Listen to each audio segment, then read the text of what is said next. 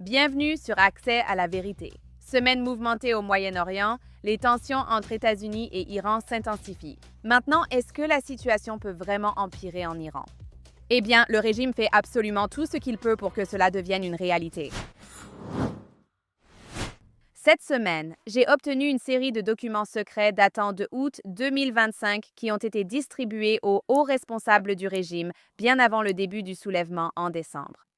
Il détaille un plan sinistre sur 8 ans de la République islamique visant à couper définitivement l'accès à Internet et à isoler le pays. En prenant la Chine comme exemple, cela montre que la République islamique prépare depuis des années une refonte durable de l'Internet iranien. Pas comme une réponse sécuritaire temporaire, mais comme une architecture de répression à long terme. Les documents qui ont été soumis ont déclaré Mohamed Amin Agamiri, le chef du Centre national du cyberespace d'Iran, l'organisme responsable de la gouvernance, du filtrage et de l'application de l'Internet. Pour donner un contexte, alors que les manifestations s'étendaient, des médias internationaux ont rapporté des massacres, de nombreuses arrestations et de longues coupures d'Internet national, compliquant le travail des journalistes. Environ 40 000 manifestants ont déjà été tués. Et le ralentissement extrême d'Internet est très clairement conçu pour empêcher l'organisation et empêcher que les preuves des abus n'atteignent le reste du monde. Ces documents expliquent pourquoi, dans le langage même du régime, la dépendance à la technologie étrangère est décrite comme une menace existentielle. Les applications de messagerie, les VPN, les services cloud et les logiciels étrangers sont tous mentionnés dans ces documents. Des instruments de confinement intelligents entre les mains de puissances hostiles. La solution, ce que les auteurs appellent à plusieurs reprises la dépendance zéro à l'étranger, signifie éliminer la technologie étrangère à presque tous les niveaux de la vie moderne. Réseau de fibre optique, centre de données, système de télécommunication, système d'exploitation, plateforme cloud, logiciel de bureautique, outils d'intelligence artificielle, applications de messagerie, services de messagerie électronique, plateforme de visioconférence. Et oui, les réseaux sociaux comme Telegram, WhatsApp, Gmail, Zoom, Instagram, X, tout ce qui précède est explicitement visé par ce plan. Le plan prévoit ce qu'il décrit comme une transition progressive mais irréversible vers un contrôle total au niveau national. Et, point crucial, il insiste sur le fait que ce système doit être placé au-delà de tout changement démocratique, car les gouvernements et les parlements peuvent changer. Mais le contrôle du cyberespace doit être ancré dans des institutions loyales au guide suprême, totalement à l'abri des élections.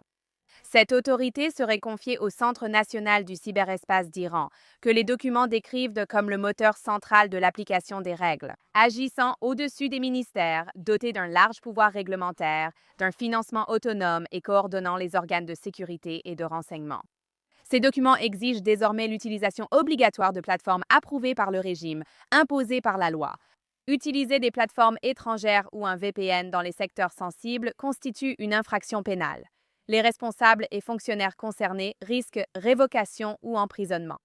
Les violations sont décrites dans ces documents comme des crimes contre la souveraineté numérique. L'intelligence artificielle occupe désormais un rôle central dans ce système. Le plan prévoit un cloud national d'IA, des fermes de cartes graphiques domestiques, des plateformes de données centralisées, la reconnaissance faciale, l'analyse comportementale et la prise de décision numérique automatisée, avec des centaines de milliers de personnes formées pour gérer tout cela.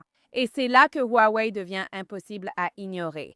Bon, les documents eux-mêmes ne mentionnent pas directement Huawei. Des expertes iraniennes en cybersécurité qui ont examiné ces documents avec moi ont déclaré que l'implication de Huawei est essentielle pour permettre au régime de mettre ce plan à exécution. L'une des expertes a expliqué que Huawei contrôle déjà une part importante des infrastructures principales de télécommunications et de cloud en Iran. La volonté du régime d'instaurer un réseau national d'information fermé repose surtout sur l'inspection approfondie des paquets et le filtrage, technologie souvent liée à Huawei. C'est important car l'inspection approfondie des paquets ne se limite pas à bloquer des sites Web. Elle permet la surveillance de masse, le filtrage de contenu à grande échelle, le suivi du comportement et l'identification précise des utilisateurs qui tentent de contourner la censure. En réalité, le lien de Huawei avec l'Iran n'est pas nouveau. Les procureurs américains ont déjà affirmé que Huawei avait fourni une technologie permettant aux autorités iraniennes de surveiller les manifestants. Ce sont des allégations citées dans des actes d'accusation fédéraux. Dans ce contexte, des militants iraniens et des groupes de la diaspora appellent désormais à un boycott mondial de Huawei. Ils soutiennent que la complicité des entreprises doit avoir des conséquences lorsque les gouvernements ne prennent pas de mesures. Mais les implications vont bien au-delà de l'Iran seulement. Les documents suggèrent également que la République islamique tente activement de s'isoler d'Internet à l'échelle mondiale tout en conservant des outils sophistiqués de contrôle sur sa propre population. Si ce modèle réussit, il pourrait devenir un modèle pour les régimes autoritaires du monde entier, écrasant la dissidence tout en préservant les avantages économiques de la numérisation. Désormais, pour les Iraniens sur place, le message est clair. Ce qui n'était autrefois que des coupures d'Internet d'urgence est en train de devenir la norme. Les coupures, le filtrage, la migration forcée vers les plateformes du régime et la criminalisation des outils de contournement sont destinés à devenir des aspects permanents de la vie quotidienne. Il s'agit de contrôle du pouvoir et de la construction délibérée d'une prison numérique où la résistance devient plus difficile, la visibilité disparaît et le coût de la prise de parole devient insupportable.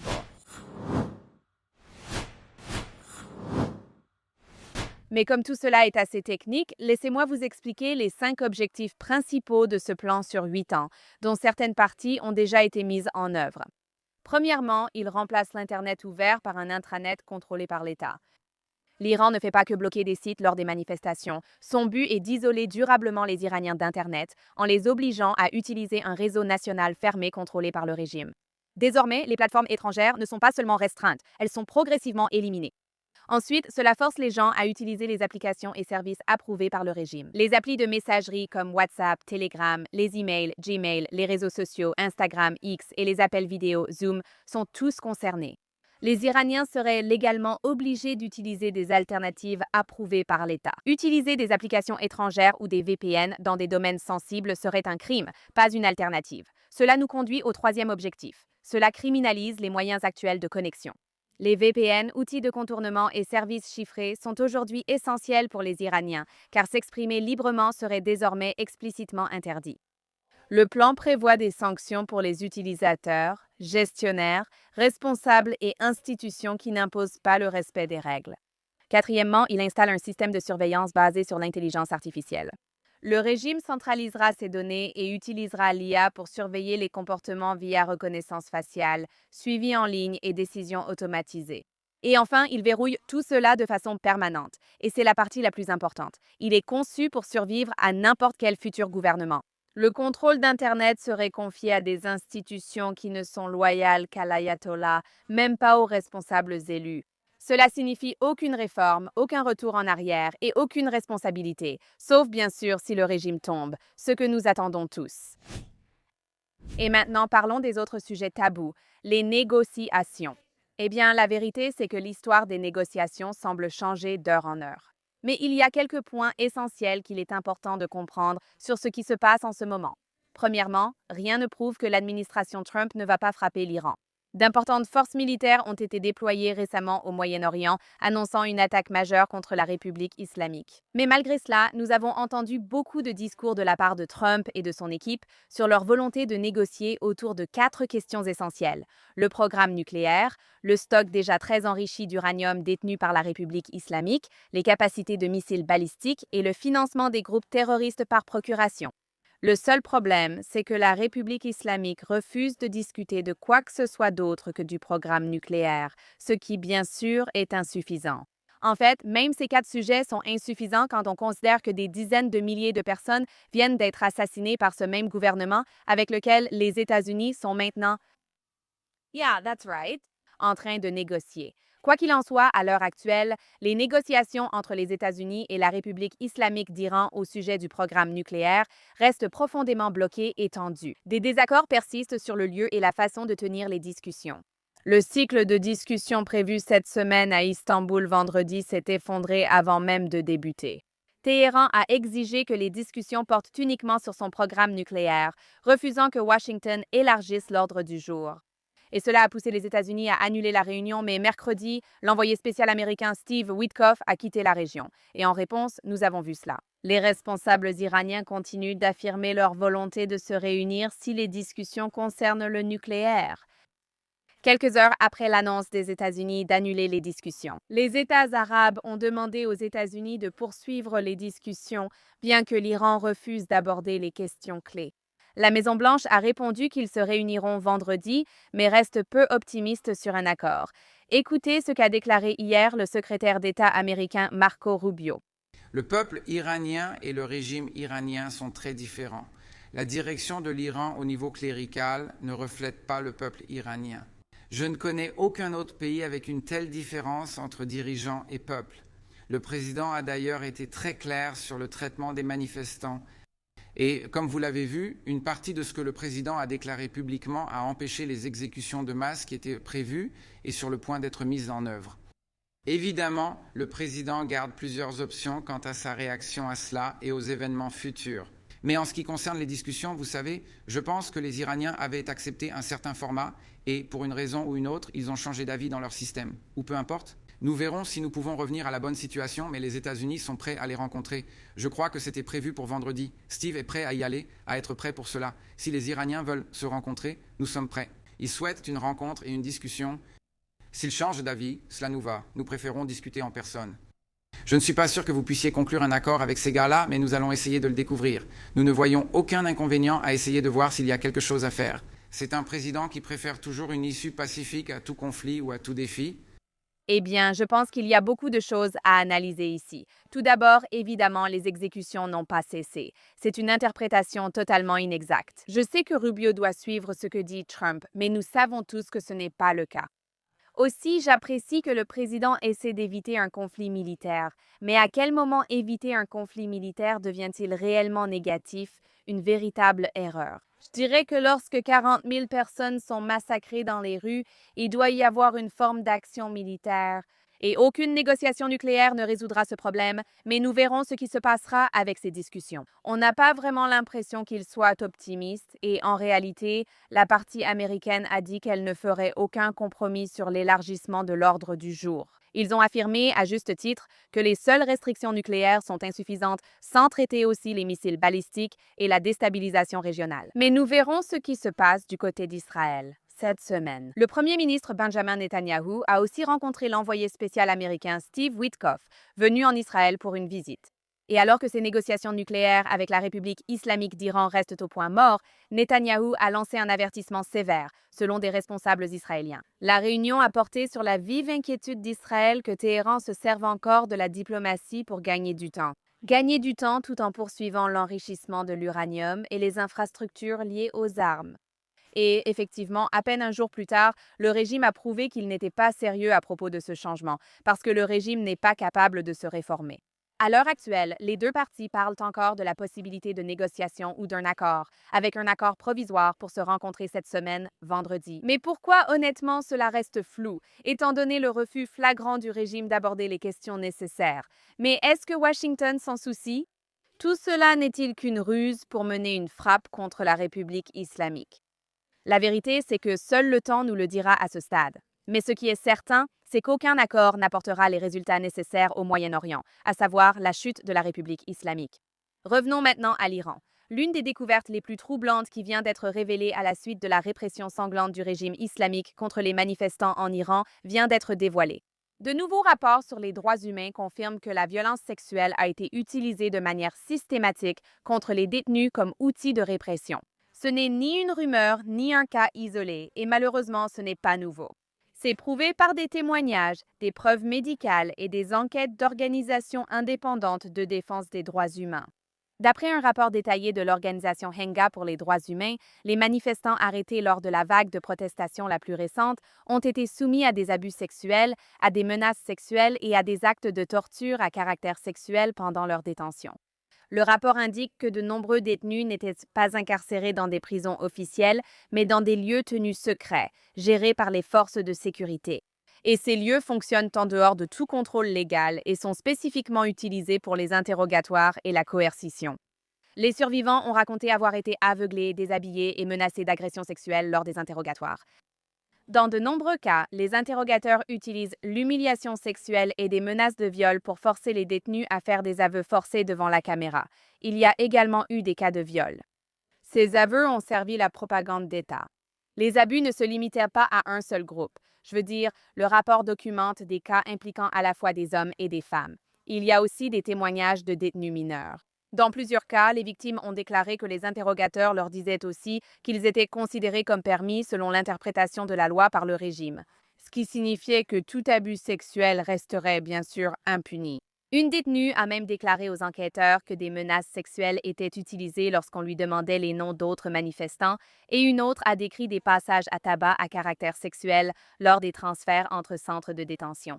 Certains ont rapporté des menaces envers leur famille en cas de non-conformité. Les experts en droits humains soulignent que ces tactiques reflètent ce que le monde a vu lors des attaques du 7 octobre menées par le Hamas. Ici, la violence sexuelle n'a pas été utilisée comme une brutalité spontanée, mais comme une arme de terreur délibérée, conçue pour humilier, déshumaniser et briser à la fois l'individu et la communauté.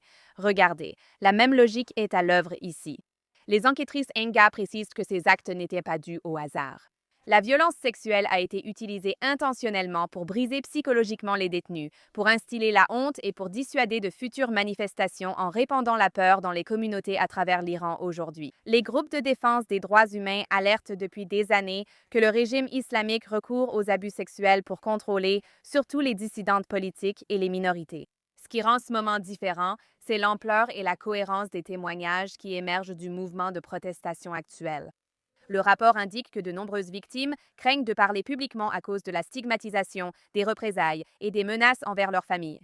Même certains enquêteurs ont pu vérifier plusieurs cas grâce à des recoupements et à des constatations médicales. Aujourd'hui, ces abus se déroulent sur fond d'arrestations massives, de massacres, de coupures d'Internet, tout cela étant conçu pour empêcher que des preuves ne quittent le pays. Maintenant, avec ces communications sévèrement restreintes, l'ampleur réelle des violences sexuelles pourrait en fait être bien plus grande que ce qui a été documenté jusqu'à présent. Pour les manifestants en Iran, c'est leur réalité, comme pour le reste du monde. C'est un test pour voir si ces crimes seront jugés ou resteront impunis, comme cela s'est produit au cours des 47 ans de la République islamique. Maintenant, en parlant de rapports médicaux, nous avons la confirmation officielle qu'en Iran même, des professionnels de santé ont été arrêtés en lien avec le dernier soulèvement du pays. À présent, le Conseil médical de la République islamique d'Iran a reconnu que des médecins ont été détenus lors des manifestations de janvier, ce qui est en fait un aveu très rare dans un pays où de telles détentions sont souvent cachées ou tout simplement niées. Des rapports internes indiquent qu'au moins 30 médecins et travailleurs de la santé ont été détenus ou ont disparu après avoir soigné des personnes blessées lors de la répression, dans des villes comme Kazvin, Rakht, Tabriz, Machhad et Gorgan. À ce jour, aucune de ces affaires n'a été expliquée de manière transparente par les autorités et la plupart des familles restent totalement dans l'ignorance quant au sort de leurs proches. Les groupes de défense des droits humains affirment que les autorités n'ont pas seulement arrêté du personnel médical, mais ont aussi utilisé des menaces et des tactiques d'intimidation pour interférer avec les soins médicaux. Les hôpitaux sont devenus des lieux d'action des forces de sécurité, les agents du renseignement convoquant le personnel, exigeant des identités et faisant pression sur les médecins pour obtenir des informations sur les manifestants blessés. De nombreux patients évitent désormais les hôpitaux officiels par crainte d'être arrêtés, ce qui pousse les soins vers des lieux secrets ou rend les personnes blessées réticentes à chercher une aide médicale tout court. Désormais, parmi les personnes concernées se trouve un chirurgien dont le cas a attiré beaucoup d'attention internationale, le docteur Ali Reza Golshini. Selon les observateurs des droits, ce chirurgien originaire de Kazvin fait face à des accusations qui pourraient, en fin de compte, entraîner la peine de mort. C'est une escalade dramatique dans la façon dont le régime punit les professionnels de santé qui respectent le serment d'Hippocrate, vous savez, leur métier. Dans des interviews, une médecin en Iran a décrit un climat de peur où le personnel médical aidant les blessés est visé par des arrestations et menacé par les forces de sécurité. S'ils refusent de révéler l'identité ou des informations sur les patients soignés, l'OMS s'inquiète des attaques contre les travailleurs et établissements de santé, perturbant les services essentiels en temps de crise. Selon la directrice générale de l'OMS, plusieurs établissements de santé, postes d'urgence et ambulances ont également été endommagés et des ambulanciers blessés, aggravant encore l'impact humanitaire dans les villes iraniennes. L'ampleur de cette situation est profondément intimidante pour la population. Les forces de sécurité ont même perquisitionné des centres médicaux pour y chercher des manifestants blessés, transformant ces lieux de soins en relais de l'oppression du régime. L'Organisation mondiale de la santé a aussi signalé l'arrestation d'au moins 5 agents de santé prodiguant des soins. Cette campagne contre le personnel médical dépasse maintenant de simples arrestations. Elle viole le principe fondamental de neutralité médicale qui garantit aux soignants de traiter les blessés sans crainte de représailles. Ce qui se passe en Iran n'est pas qu'une répression. C'est un bouleversement des attentes humaines en soins de santé et protection de la vie. Alors que la pression internationale s'accentue et que les organisations de défense des droits humains réclament la protection et la libération des médecins détenus, la situation reste instable et périlleuse. Le personnel médical sauvant des vies fait désormais face à des procès et parfois à la peine capitale. Pour ceux qui croient en la sacralité des soins médicaux, ce n'est pas seulement une crise des droits humains, mais aussi une crise morale. Avant de conclure, voici le bon, le mauvais et le pire. Commençons par notre bonne nouvelle de la semaine venant de l'armée israélienne.